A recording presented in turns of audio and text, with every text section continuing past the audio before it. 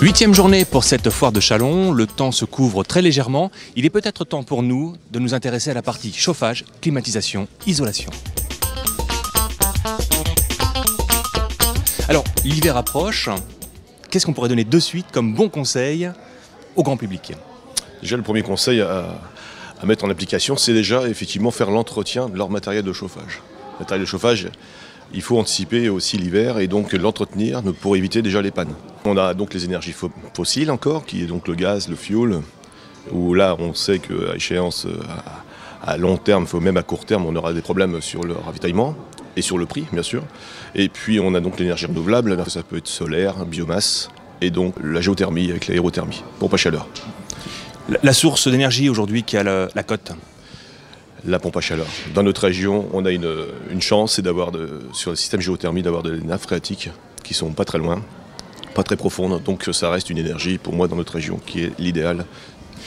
En ce qui concerne la révision annuelle des chaudières, systèmes de chauffage, est-ce que c'est simplement une question de réglementation ou également de bien-être, de consommation? C'est une réglementation, effectivement, il y a un décret qui a été donc une obligation d'entretien de système de chauffage, qui était une visite annuelle. Donc avec une attestation qui normalement devrait être déposée chez nos compagnies d'assurance. C'est une obligation.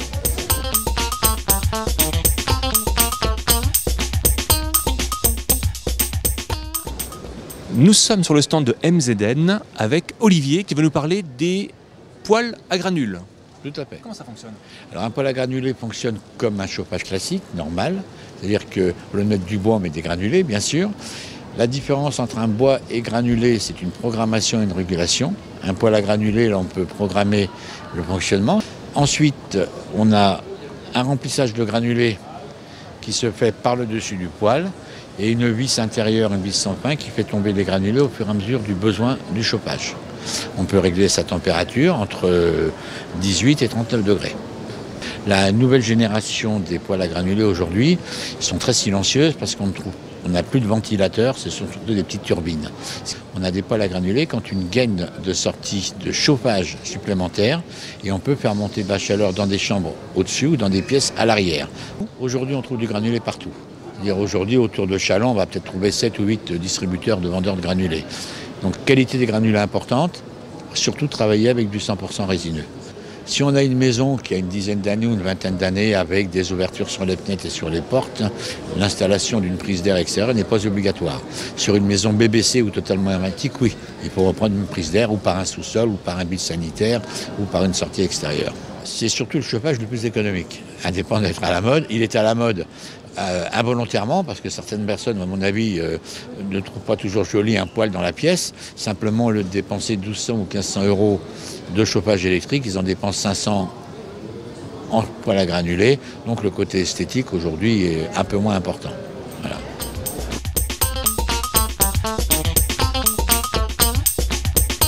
Philippe, bonjour, nous sommes sur votre stand et vous proposez de l'isolation par l'extérieur. Qu'est-ce que c'est? Ça permet effectivement d'isoler et de refaire le ravalement en même temps, tout en conservant son volume intérieur, en ne faisant pas de travaux à l'intérieur et en supprimant par là même tout ce qui est pont thermique.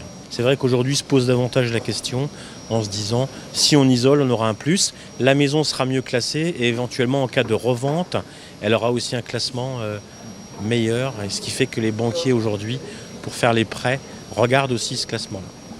De quoi est composée cette couche isolante? Eh bien, il y a effectivement un isolant qui a aujourd'hui fixé mécaniquement, c'est-à-dire sur le support, sur le bâti ancien, et qui a, par rapport à la norme qui est demandée par les impôts aujourd'hui pour le crédit d'impôt, un classement de 3,7, c'est-à-dire qu'il va faire entre 12 et 20 cm d'épaisseur suivant le matériau.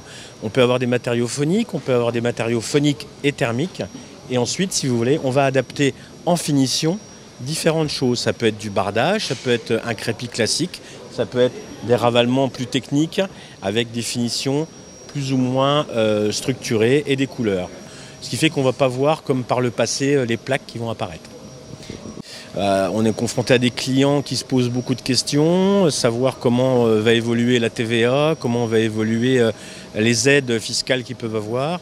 Mais je dirais que les clients aujourd'hui sont quand même réceptifs à ça. Je dis toujours, avant d'adapter un chauffage quel qu'il soit, isolons déjà la maison et après on adaptera le chauffage.